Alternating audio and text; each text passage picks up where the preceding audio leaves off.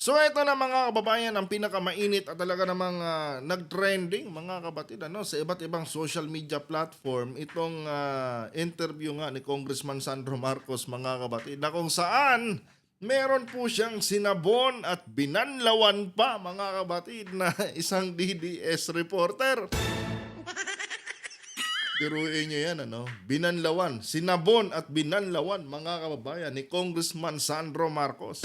Dahil nga mga kapatid, itong reporter na ito, basta-basta na lang naniwala sa mga ka-fake news na pinagkakalat nitong ni Leandro Libiste. Kaya itong si Congressman Sandro mga kapatid, uminit po yung kanyang ulo at talaga namang sinabon ng harap-harapan sa harap ng mga kababayan, sa harap ng iba't ibang mga media personalities, itong reporter na ito. Pagkatapos, binanlawan pa. Alam niyo mga kapatid, ito, kaunting impormasyon lang Ito kasi mga reporter mga kapatid, meron po ito, o itong mga media company sa ating bansa, meron po itong tinatawag na mga researcher at mga scout. At lahat ng mga impormasyon na nasasagap nitong kanilang mga researcher mga kapatid, binabalidate muna nila yan bago dalhin sa kanilang newsroom. Pero itong reporter na ito mga kababayan na naturingan pa naman na lehitimong media itong kanyang kumpanya na nire-representa mga kapatid. Hindi man lang ginagawa yung kanyang trabaho ng tama. Ano lang ba yung i-validate mo muna yung mga sinasabi ni Congressman Libiste? Napakasimpleng common sense mga kapatid pero hindi niya ginawa. At basta-basta na lang siyang nagpunta dyan at nagtanong ng kung ano-ano mga basurang bagay kay Congressman Sandro Marcos. Kaya ang napala niya mga kapatid, sinabun siya at binanlawan. So kagabi na-content ko na to mga kababayan pero maikli lang po yun. Hindi po natin nadiinan ng mabuti itong issue na ito. Ngayon mga kapatid, sasabunin din natin at babanlawan itong reporter na ito. At ito lang damay si Congressman Senator Marcoleta dito mga kapatid.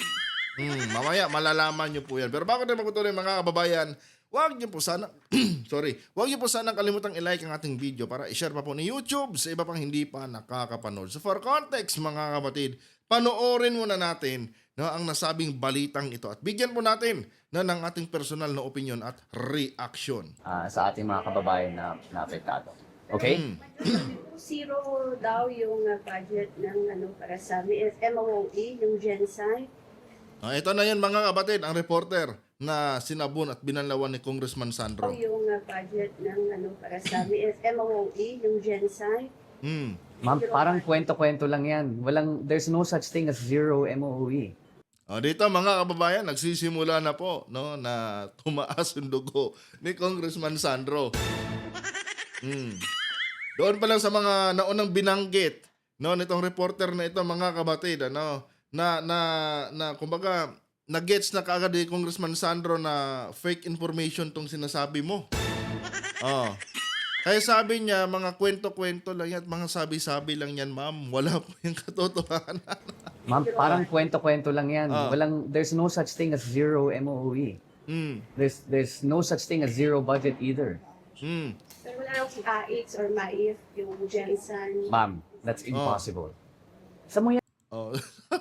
Sabi ni Congressman Marcos, ma'am, napaka-imposible na mga sinasabi mo. Walang katotohanan yan. Saan mo ba nakuha yan? Eto mga kapatid, pakinggan nyo pa. AX or MAIF, yung GenSci. Ma'am, that's impossible. Sa mo yan narinig? Sabi ni, Ipa-verify mo muna dapat. sabi ni Solidiste. Hindi. Eto mga kapatid, sabi ni Congressman Marcos, saan mo narinig yan? Sabi ng reporter, yan po ang sabi ni Congressman Libiste. Sabi ni Congressman Marcos, dapat ipa-verify mo muna dapat yan. Kasi nga mga kapatid, yun po talaga ang ginagawa ng mga media company sa iba't ibang hindi lang dito sa Pilipinas kundi sa iba't ibang parte ng mundo. Tuwing may nasasagap sila mga impormasyon mga kababayan, ang pinaka common sense na ginagawa nila diyan is ipa-verify yung bawat impormasyon. no, bago nila dalhin doon sa kanilang newsroom at ibalita, mga kabatid. Pero dito, kitang-kita ni Congressman Sandro Marcos, mga kabatid, yung pagkukulang ng reporter. Kaya sinabihan niya, mga kababayan, na ma'am, no, dapat pina-verify mo muna yan. Oh.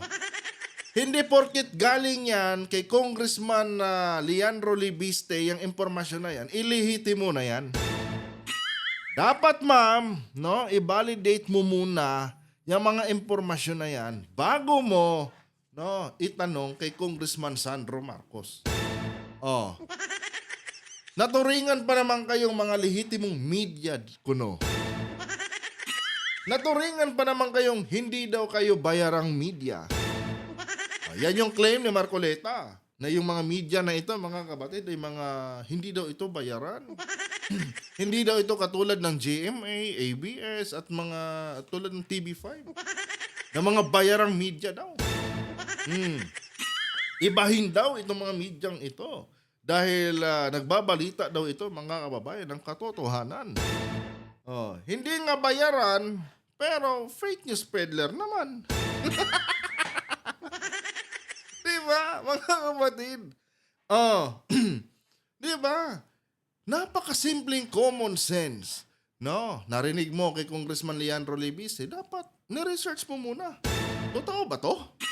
Oh, diba? Kanya nga lang, mga kababayan, masyado kasing minamaliit ng mga tao na ito, si Congressman Sandro. Akala nila, mga kabatid, no, isa lang puppet si Congressman Sandro dyan sa loob ng House of the Representatives. Ang hindi nila alam, mga kababayan, na hindi rin basta-basta itong presidential son natin, mga kabatid. At talagang matalino ito. At hindi nyo basa-basang pwedeng idaan sa mga ganyan-ganyan yung mga style ng pagbabalita at pagtatanong. Oh. Kaya ang resulta, no, dahil akala nila ganon-ganon lang si Sandro Marcos, ang resulta, mga kapatid, napahiya siya. Kasalanan ba ni Sandro Marcos yun? Hindi. Kasalanan niya yun, mga kababayan, dahil hindi niya ginampanan ng tama itong kanyang trabaho. Ano lang ba yung mag-research ka sana muna bago ka nagtanong? Yung problema, matapos mo marinig yung sinabi ni Libiste, nagpunta ka na dyan, tapos tinanong mo kay Sandro Marcos kung saan pagod na pagod din sa araw na yan dahil ang dami nilang ginawa dyan sa House of the Representatives. Alam niyo yung pakiramdam, mga kababayan, na pagod ka na nga, pero kailangan pa niyang harapin, no, itong mga taga-media na ito para magbigay man lang ng kaunting detalye sa mga nangyayari sa ating bansa. Tapos, mga kapatid, merong ganitong klaseng reporter na magtatanong sa kanya ng napakawalang kwentang bagay. Kahit sino naman siguro, mga kababayan, talagang kukulo ang dugo, mga kapatid, sa ganitong klaseng reporter. Oh, 'di ba? Sinasayang niya ang oras, mga kababayan, no, ni Congressman Sandro, na dapat sana magpapahinga na. Kanya nga lang, nandyan kayo eh. Obligado siyang humarap sa inyo eh. Oh, tapos ngayon, tatanungin nyo lang ng mga basurang tanong. Diyos ko po. Talay. Sabi-sabi, yan ang sinabi mo. Yan ang narinig mo. Verify mo ba? Di ba? Dito ba lang, di na siya nakasagot eh. Binerify mo ba? Oh, galing lang yan sa sabi-sabi. Yan yung narinig mo. The $1 million question is, binerify mo ba kung totoo yan? Oh, hindi siya nakasagot, mga kapatid, dahil hindi niya kasi binerify. Hindi, yan ang sinabi mo. Yan ang narinig mo. Verify mo ba? Oh. Yun po ang No. Answer my question. Verify mo ba? Verify mo ba? Verify mo ba? Yes. Oh, ini-insist talaga yan, mga kapatid. Yun po kasi ang sabi, no, ni Congressman Libiste. Alam mo, Madam Reporter, no, ito, pati ako naiirita sa'yo eh. Kumukulo din dugo ko sa'yo. Pinagpipilitan mo pa talaga yung mga kamangmangan mong yan eh. Simple lang yan eh. No? Si Congressman Libiste, kilalang kritiko, no, ng administrasyon ni Pangulong Marcos. Ang kausap mo, no, or yung tinatanong mo, anak ni Presidente Marcos. Oh. Eto na lang yun, mga kapatid. Kung ako kasi yung reporter, no? Tapos may narinig akong ganyang mga sinasabi ni Congressman Libiste. Ang pinakauna kong gagawin diyan is, oy, itong si Congressman Libiste, kilalang kritiko to ng administrasyon. Panigurado, lahat ng sasabihin nito ay puro paninira or makakasira talaga sa administrasyon ni Pangulong Marcos. Hinding-hindi ito magbibitaw ng mga statement na pabor sa administrasyon ni PBBM. Kaya dapat siguro i-research ko muna kung totoo tong sinasabi niya. Oh, ganun. No, kung ako yung reporter, ganun ang gagawin ko. Magre-research muna ako, lalo na yung impormasyon, no, na narinig ko ay galing sa kritiko ng administrasyon. Oh, 'di ba? Alam niyo mga kapatid, ito yung parang masasabi kong nakakaloko dito. Dahil ako, mga kababayan, hindi naman sa tinataas ko yung bangko ko, Pero ito na lang, isipin nyo, ako mga kababayan na isang ordinaryong mamamayan lang, no, isang ordinaryong vlogger lang na nag-share dito sa inyo ng mga tawag doon ng aking mga opinion. 'Di ba? Naisip ko nga yung mga ganyang bagay 'Di ba?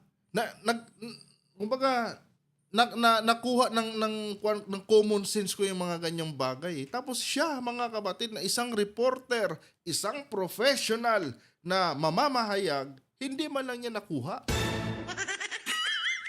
Simpleng common sense lang, hindi niya pa nakuha, mga kababayan. Kritiko, no, ng administrasyon ni Pangulong Marcos, yung pinanggalingan ng kanyang nasagap na impormasyon, tapos hindi man lang niya binalidate, mga kabatid, para man lang malaman niya kung totoo ba o fake news. Hindi porket congressman yung nagsabi, ay dapat mo nang paniwalaan kaagad lahat. Tandaan mo, no, na yung mga congressman dyan, yung mga senador dyan, may kanya-kanyang mga agenda yan. Oh, lalo na itong mga itong mga kritiko ng administrasyon. 'Di ba? Do you think gagawa sila ng mga bagay na ikakaganda sa administrasyon ni Pangulong Marcos? No. Yan yung pinaka-common sense niya. Kaya nga naturingan silang kritiko Dahil alam natin kung ano yung ginagawa nila. Kini-criticize nila. Kahit maganda yung ginagawa ng presidente, kini-criticize nila, binubutasan nila para lang masira ang imahe ng presidente. Tapos ikaw, no? Basta-basta mo na lang itatanong kay Sandro Marcos yung mga impormasyon na sinasabi ni Libiste. Gano'n na ba ang pamantayan ng inyong kumpanya ngayon? Wala nang data validation, no? Hindi na binabalidate kung tama o totoo yung impormasyon. Oh, akala ko ba mga matitinong media kayo? Pinagyayabang nga kayo ni Marcoleta, di ba? Hindi daw kayo mga bayaran. Nagsisiwalat lang daw kayo or nagbabalita lang daw kayo ng katotohanan. Itong mga sinasabi mo ngayon, may katotohanan ba yan? Kung may katotohanan yan, hindi ka dapat sinabon ni Congressman Marcos. Sinabon ka niya dahil kitang-kita ni Congressman Marcos or ni Congressman Sandro na hindi mo ginagawa ng tama ang iyong trabaho. Basta-basta ka na lang nagtanong dyan, basta-basta mo na lang, alam niyo yun mga kapatid, syempre naglalaan ng oras si Congressman Sandro dito sa mga ganitong interview tapos sinayang niya. Nasayang ang oras ni Kung Sandro sa walang kwentang katanungan nitong reporter na ito. Pagod na nga yung tao, pinagbigyan na nga kayo, tapos puro pa, Diyos ko po. Kaya mga kapatid, hindi natin masisisi kung bakit ganito, bakit nag-beast mode itong si Congressman Sandro dito. Dahil kahit sino naman, mga kababayan, talagang maiirita ka kung ganitong klaseng reporter ang makakaharap mo. Dapat kasi, magdahan-dahan kayo minsan. Hindi porkit, alam naman natin mga kapatid na itong nire-representa nitong media network anti-Marcos.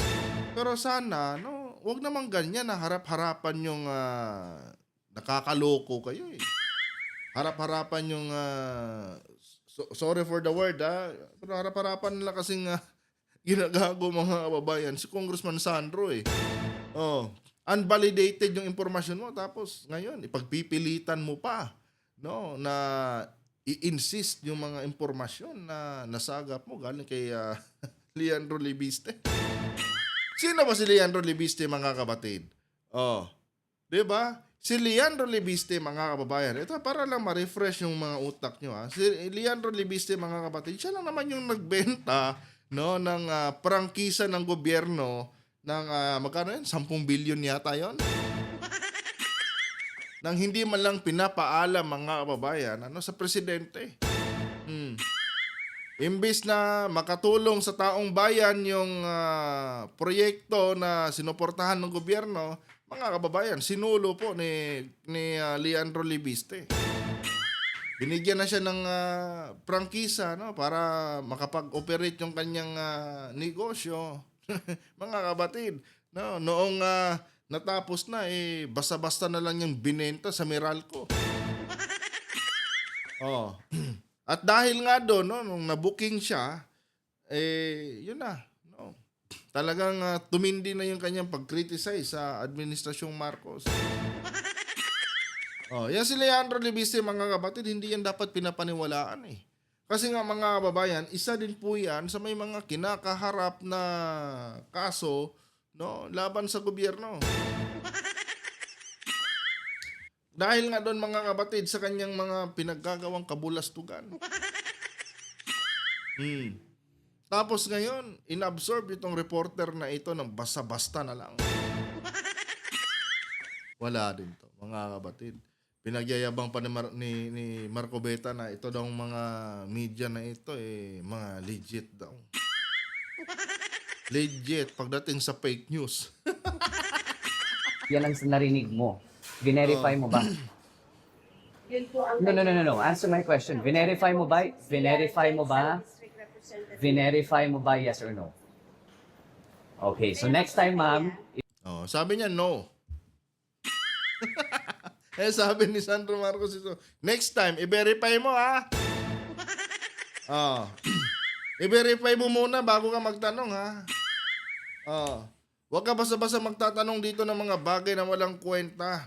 Dapat lahat ng itatanong nyo sa akin, verified. Para masagot natin ng tama. verify mo ba, yes or no? Okay, so next time, ma'am, i-verify muna natin bago natin itanong para hindi lang kwento. Aray mo. Di ba, mga kapatid? I-verify nyo kasi muna. Alam naman natin na yung interest nyo talaga, gusto nyo ring makiisa sa ipinaglalaban nila Sara Duterte. Pero sana man lang, wag naman ganyan.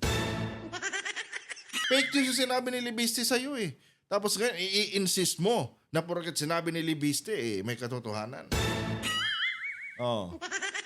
Umamin din siya na hindi verified yung impormasyon niya. Verify mo ba? Verify mo ba, yes or no? Okay, so next time, ma'am, i-verify muna natin bago natin itanong para hindi lang kwento. Okay? Hindi, tinatanong kita, di ba? Talagang ini-insist pa niya mga kababayan, maling-mali na nga siya, ini-insist pa po niya. Kupal din mga kapatid. May kakupalan din. Inay ko po. As journalists, it's also our responsibility to verify the information that comes to us before we ask those who are being interviewed. Tama yun. Diba? Para hindi kayo mabansag ang fake news, dapat i-verify nyo bawat detalye na nasasagap nyo. Bawat impormasyon na nasasagap nyo. Ikaw, anong ginawa nyo, ma'am? Tandaan mo na ang kahihiyan mo ay kahihiyan ng buong kumpanya nyo. Ibig sabihin sa company, sa media network na pinapasukan mo, may ganyan kayong practice. Basta-basta na lang kayo nagbabalita ng mga bagay na hindi nyo bini-verify. Aba, delikado yan. No, tandaan nyo na yung pagiging media nyo, no? Kasi itong mga media, mga kababayan, kung tutuusin, extension na ito sa tinatawag na public service, no? Kasi nga sila yung nagiging daan, mga kabatid, para malaman natin yung mga balita na nangyayari sa iba't ibang sulok ng ating bansa. Oh, tapos ngayon nag-e-ere pala sila diyan, mga kababayan, ng mga unverified na mga impormasyon. Delikado yan, mga kabatid, ha? Oh, nag-feed kayo ng mga unverified information. Oh, hindi nga kayo bayarang media. Sige, sabihin natin, hindi nga kayo bayarang media. Fake news peddler naman kayo. Inay ko po. Yes, Okay. So next time, yes po ma'am. So next time, let's just verify. Kasi before that, kwento-kwento lang yan.